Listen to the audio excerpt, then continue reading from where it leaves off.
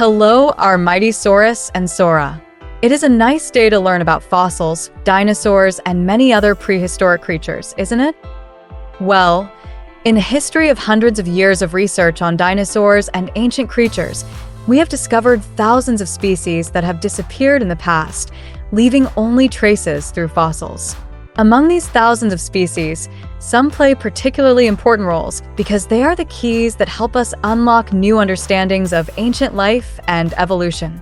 Some examples include Megalosaurus bucklandi, the first dinosaur to be named, which helped us recognize the existence of a group of giant reptiles that once dominated the Earth 66 million years ago. Or Sinosauropteryx prima, the first dinosaur with feathered fossils found, which showed us that dinosaurs also had feathers like their modern descendants, birds. Among these, one of the most special cases is Deinonychus anteropus. For dinosaur enthusiasts, this name might be familiar, but for the general public, Deinonychus might still be quite unknown.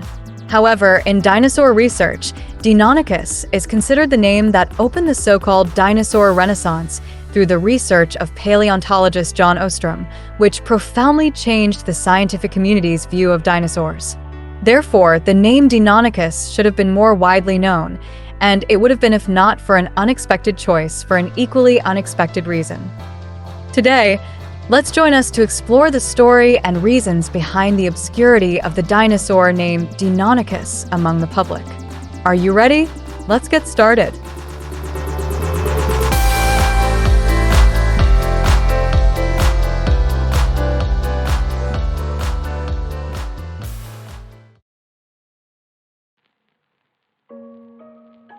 In 1931, in the southern region of Montana, there were some people diligently digging in the wilderness, searching for traces of a time tens of millions of years ago.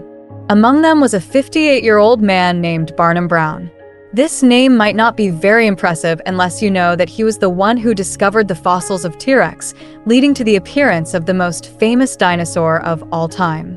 Brown was no longer young, but his passion for dinosaurs and fossils had never waned. At this time, he was leading a group of younger paleontologists searching for new dinosaur fossils in the western United States near the town of Billings, Montana. He and his team found the fossils of a large herbivorous dinosaur, later named Tenontosaurus. But that was not his only discovery. In his report, he mentioned that they also found the fossils of a small carnivorous dinosaur very close to the skeleton of Tenontosaurus, but it was encased in limestone and very difficult to handle. He temporarily called it Daptosaurus agilis, but this was not an official name, and no official name was given to this dinosaur until 1969, long after Brown had passed away. More than 30 years later, in 1964, a 36-year-old paleontologist named John Harold Ostrom led another paleontological expedition from Yale University to Montana and discovered more fossils near the town of Bridger. Although these bones were quite disorganized and it was difficult to determine how many individuals there were in total, Ostrom and his colleagues still identified a complete left leg along with a right leg that certainly belonged to one individual. After analyzing this specimen along with Barnum Brown's Daptosaurus specimen, Ostrom believed they were the same species, and in February 1969, he published his findings and named the dinosaur identified from these specimens Deinonychus anteropus. The genus name Deinonychus means terrible claw, referring to the large claw on the second toe of the animal, shaped like a sickle and extremely sharp. The species name Anteropus means counterbalance, referring to the purpose of the long tail in balancing the dinosaur's body. They date back to about 115 to 108 million years ago, in the early Cretaceous period. Ostrom was so dedicated to Deinonychus that within 5 years, he published 2 monographs on this dinosaur, providing many detailed and new insights that led to a significant shift in scientific understanding of dinosaurs. So, why is Deinonychus was the most important dinosaur discovery of mid-20th century? Well, there were 2 reasons. First, Ostrom's description suggested that Deinonychus was likely a swift, active predator, while previous notions of dinosaurs depicted them as large but sluggish, slow, and cold-blooded reptiles. Ostrom's description gradually led paleontology to shift and accept the concept that dinosaurs were actually warm-blooded animals. This shift later became known as the Dinosaur Renaissance. Second, Ostrom also noticed similarities between the forelimbs of Deinonychus and the early bird Archaeopteryx as well as modern birds, leading to the revival of the hypothesis that birds are the descendants of dinosaurs. This hypothesis had existed since the 19th century, starting with the British biologist Thomas Henry Huxley. However, it was strongly rejected and almost forgotten for a long time. It wasn't until Ostrom's observations and new evidence, such as feathered dinosaurs and dinosaurs with both bird and dinosaur characteristics, that people gradually believed and, to this day, it has become widely accepted. And because of this, we know that dinosaurs did not go completely extinct after the Cretaceous-Paleogene extinction event, but a small group survived and evolved into modern birds. If you like giants, Deinonychus is probably not your favorite dinosaur. However, with a length of over 3 meters, a skull about 40 centimeters long, a hip height of nearly 90 centimeters, and a weight of 60 to 73 kilograms, Deinonychus, with its agility, totally able to take down an average-sized human without weapons and combat skill. Deinonychus had relatively large forelimbs equipped with long feathers, powerful hind limbs with a large claw nicknamed the killer claw. Their hunting strategy is thought to be quite similar to modern birds of prey, known as raptor prey restraint. In this strategy, it would jump onto its prey, pinning it down with its body weight and holding it tightly with the killer claw. The wings and tail played a role in balancing the body while grappling with the prey, and it could enjoy its prey while it was still alive, with the prey gradually dying from blood loss and internal organ damage. The bite force of Deinonychus was not very strong, but the bite marks left on the bones of large dinosaurs like Deinonychus show that they could bite through bone and were more than capable of stripping flesh with their saw-like teeth. Unlike predatory dinosaurs like Tyrannosaurus, Deinonychus probably didn't need to chew bones, instead using its bite force for defense and capturing prey. The killer claw on the foot of Deinonychus also attracted significant scientific interest.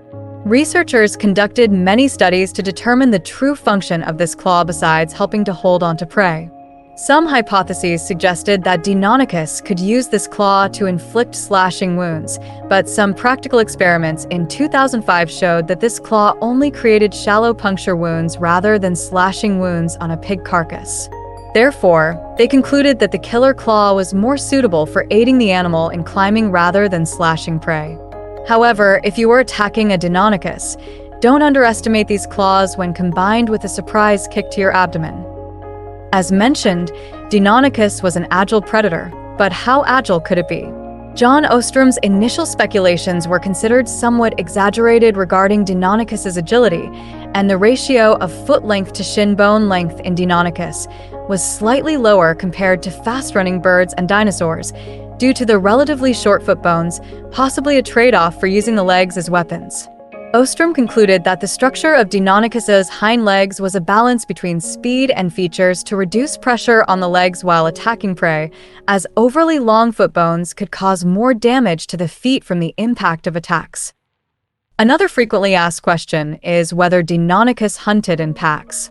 Ostrom believed they did because they found many Deinonychus bite marks on the bones of Tyrannosaurus, a large dinosaur weighing tens of times more, so a single Deinonychus could not take down a Tyrannosaurus alone and needed cooperation from other individuals. However, a 2007 study by Roach and Brinkman questioned this hypothesis, based on the hunting behavior of modern lizards and reptiles, including crocodiles, birds of prey, and Komodo dragons, which are often solitary hunters. They may compete when prey is taken down, and smaller individuals may even be killed and eaten by larger ones. This aligns with paleontologists finding juvenile Deinonychus bones in fossil beds, with many parts possibly eaten by larger individuals. Moreover, bite marks do not prove that Deinonychus took down Tyrannosaurus themselves, but could be evidence of scavenging after the dinosaur had died. Of course, controversy is normal in science, and with the incomplete nature of fossils, such debates will continue long into the future. But the story of Deinonychus doesn't stop at science. Given the importance of Deinonychus and the interesting information surrounding it, it's understandable why this dinosaur received much scientific attention and should have garnered public interest. Michael Crichton, the author of the novel Jurassic Park, met with John Ostrom many times to talk about dinosaurs, including Deinonychus, asking detailed questions about its behavior and appearance. But in the final draft, Crichton made a surprising choice by changing the name of Deinonychus to Velociraptor, simply because Velociraptor sounded better. However, Crichton admitted to Ostrom that all details about Velociraptor were based on their conversations about Deinonychus. Only the name was changed.